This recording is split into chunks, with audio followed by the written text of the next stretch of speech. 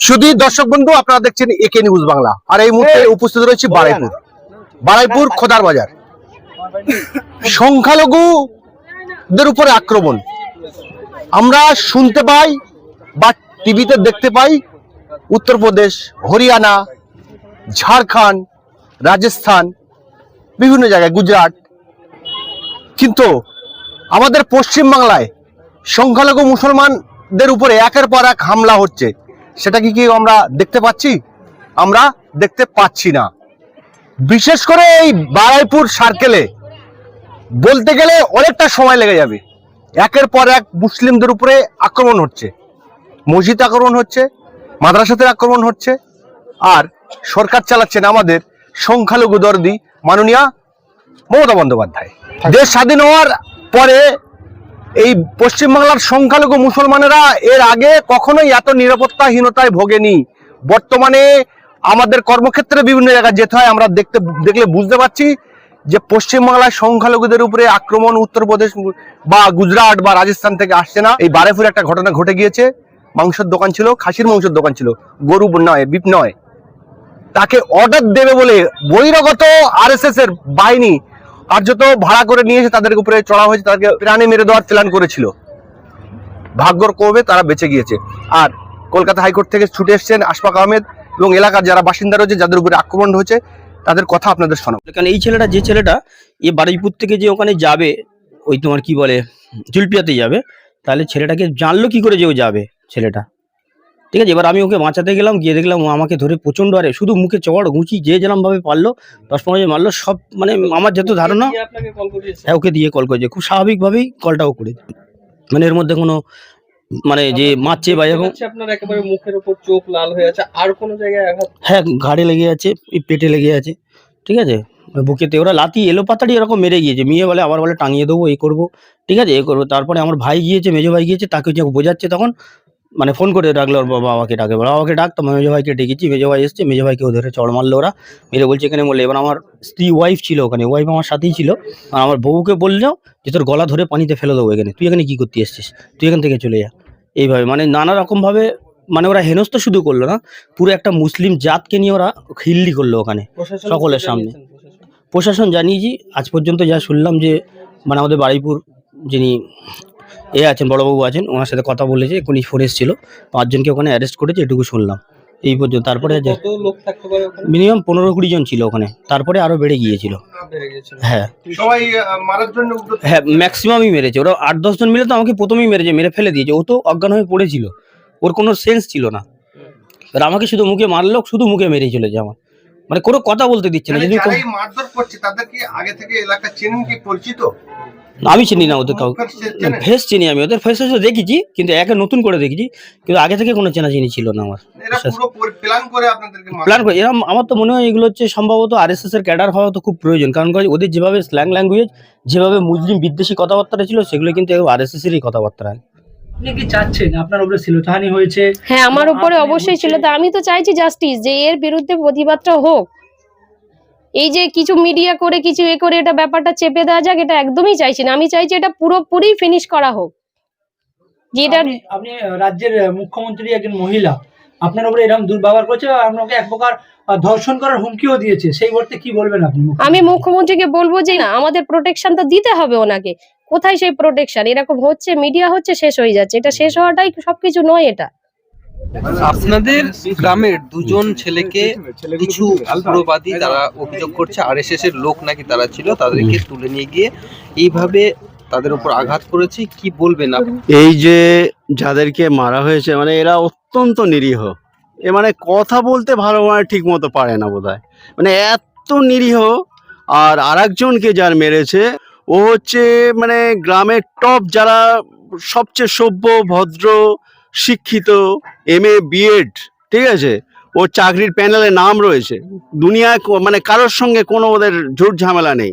তাদেরকে প্রতারণা করে ওখানে ডেকে নিয়ে গিয়েছে যে মালের অর্ডার দেবো বলে।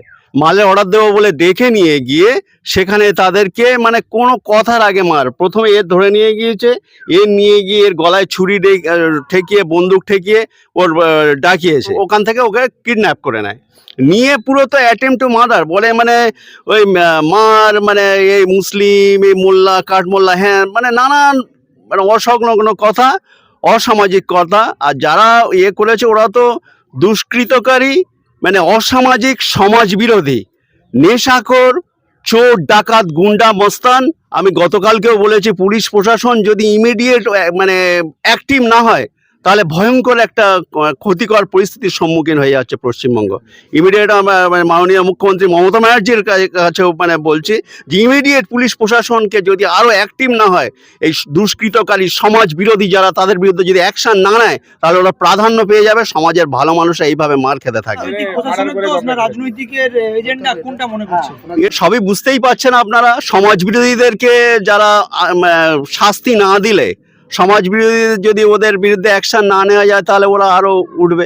বিজেপি RSS এর ছত্রছায়ায় এরা মানে এরম ভাবে বেড়ে বেড়ে উঠছে এবং বারবার দেখি বারুইপুরে এসব ঘটনা ঘটছে, এর পিছনে কি অভিসন্ধি থাকতে পারে? খোদ অভিষেক ব্যানার্জির ঘরে, মমতা ব্যানার্জির ভাইপো অভিষেক ব্যানার্জির ঘরে, ডায়মন্ড হারবার লোকসভার মধ্যে বিষ্ণুপুর 1-এ আমার গ্রামের ছেলে ফরজ আলী পিয়াদা এবং কেদো আলী পিয়াদার দুজনের ওপর যে অকথ্য নৃশংস অত্যাচার চালানো হয়েছে, এটা শুধু আজকে এই প্রথম ঘটনা নয়, এর আগেও আমার গ্রামের আরেকটা ছেলেকে পিটিয়ে হত্যা করে গঙ্গার জলে ভাসিয়ে দিয়েছিল। তার কিছু বছর আগে আরেকটা ছেলে আনসার নামে আরেক ছেলেকে মেরে গঙ্গার জলে ভাসিয়ে দিয়েছিল। উত্তর এমন ঘটনা, বিশেষ করে 2026 বিধানসভা ভোটের আগে এমন ঘটনা কিন্তু বিশালভাবে চাকার দিয়ে উঠেছে। এর বিরুদ্ধে আমরা যত রকম ভাবে পারবো, এই ফরজ আলী পিয়াদার পরে যেন দ্বিতীয় ফরজ আলী পিয়াদা না তৈরি হয়, তার জন্য আমরা সেনা বানাচ্ছি, সেনা তৈরি করছি আমাদের অঞ্চলে। সেনা বলতে কি বোঝাতে চাইছেন? সেনা বলতে আমরা প্রতিরোধ করতে চাইছি প্রত্যেকটা জায়গায়, প্রত্যেকটা। আমাদের কি দায় পড়েছে, কেন আমাদের আতঙ্কিত করা হবে, আমরা কেন আতঙ্কিত হব? আমাদের শুভেন্দু অধিকারী বলছে মমতা বেগম সরকার চালাচ্ছে। আজ মমতা ব্যানার্জি, এই পশ্চিমবাংলায় বিজেপির দরকার নেই, কারণ যেভাবে মমতা ব্যানার্জি মুসলমানদের ক্ষতি করছেন তার জন্য বিজেপির প্রয়োজন নেই। এখানে মমতা ব্যানার্জি হচ্ছে RSS এর সবচেয়ে ট্যালেন্টেড ছাত্রী, RSS এর সবচেয়ে ট্যালেন্টেড প্রতিভাবান ছাত্রী। RSS যত প্রপাগান্ডা আছে মমতা ব্যানার্জি পাই করে এই পশ্চিমবঙ্গের মাটিতে তার প্রয়োগ ঘটাচ্ছেন। এখানে রাজনৈতিক দলেরা তারা সর্বসময় তাদের যেখানে অনুকূল পরিবেশ খুঁজে বেড়ায়, যেখানে চাটতে পারে, যেখানে চাটলে মাল পাবে সেখানে গড়িয়ে বেড়ায়। এরা মানুষের পাশে সারা বছর থাকে না। ভোটের সময় আসলে, আমি কারোর ইঙ্গিত করছি না, কিন্তু আপনারা মিলিয়ে নেবেন যা যা বলছি। এখানে যেন ঘটনাটা এমন হয়ে না যায় যে রান্নাঘরে কেড়ে আমি কলা খাইনি। এখানে রাজনৈতিক দলেরা চাটুকারিতায় ব্যস্ত, তারা মানুষের পাশে থাকতে পারে না। এত বড় চক্রান্ত, এত বড় ধর্মীয় বিদ্বেষ আমাদের অঞ্চলে চলছে, তারপরেও এখনো পর্যন্ত কোনো কঠোর ভূমিকা, কঠোর পদক্ষেপ এখনো অব্দি দেখলাম না। এই 24 ঘন্টা হয়ে গেল। এবার ওখানে আমি গেছি, এবার আমার মারতে মারতে অর্ডারে তুলে বাইকে, রডের বাড়িতে বাইক কুদি করে বাইকে তুলেছে, আমার তুলে না পুরো গ্রামে নিয়ে চলে গেছে। ওদের গ্রামে? হ্যাঁ, ওখান থেকে গ্রামটা হয়তো জয়কল মন্দির, কালী মন্দির, জুলবিয়া কালী মন্দির, ওখানে গিয়ে মারধর। হ্যাঁ, কি বলছিল? কতজন ছিল ওরা? ওরা 30-40 জন ছিল। 30-40 ছিল না, না কেউ কোনো পাবলিক ঠেকায় না, যে পাচ্ছে যে মুখি লাঠি জুতো মুতো মেয়ে চলে আছে। ও মাঝে মোল্লা বিদ্যা বাংলাদেশে পাঠাবো, আমাদের বুকে উপর করে খাচ্ছিস।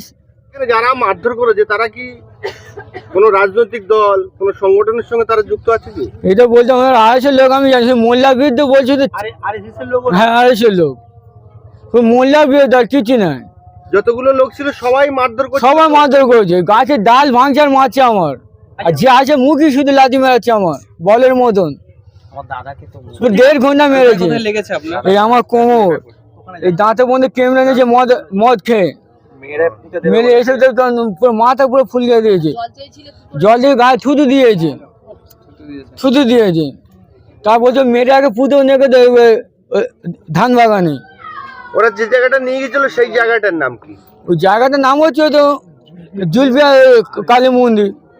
ওই জায়গা নিয়ে গিয়ে হ্যাঁ, জল চেয়েছেন, জল দেয়, জল নেই, গায়ে থুতু দিয়েছে। এটা সাধারণত রাজনৈতিক একটা চক্রান্ত রয়েছে, বিশাল একটা রাজনৈতিক চক্রান্ত হয়েছে। অনেকে হয়তো শাসক দলের মধ্যে থেকেও এরকম শোনা যাচ্ছে যে শাসক দলের মধ্যে থেকেও নাকি তারা বিজেপির নাম করে এইভাবেও কাজ চালাচ্ছে। আবার অনেকে দেখা যাচ্ছে যে এদেরকে যারা মেরেছে তারা সত্যিকারের আরএসএস ছিল, তারা সত্যিকারের আরএসএস ছিল। তাদেরকে চিনতে RSS করে। হ্যাঁ হ্যাঁ, আমি যখন বিষ্ণুপুর থানায় রাত 1:32 থাকি, তখন বিষ্ণুপুর থানাতে ওদের দুজনকে অ্যারেস্ট করা হয়। একজনের নাম ছিল চন্দন দাস আর আরেকজনের নাম ছিল হচ্ছে ইন্দ্রজিৎ ঘোষ। ইন্দ্রজিৎ ঘোষ বলে যে ছেলেটা বসেছিল, আমি ওকে বললাম যে এইটা করা কি ঠিক হয়েছে? ও তখন আমাকে বলছে না, তোমার দাদাকে আমি মারতে চাইনি। আর সঙ্গে সঙ্গে পুলিশ ওকে থ্রেট দিয়ে বসিয়ে দিল, যেটা কি বৈঠকখানা পেয়েছিস, তুই এখানে আলোচনা করছিস সঙ্গে সঙ্গে। কারণ যা দেখলাম যে ওরা পুরোপুরি উগ্রপন্থী ছিল এবং পুরোপুরি একটা টার্গেট নিচ্ছে মুসলমানদের একটা হেনস্থা করার জন্য।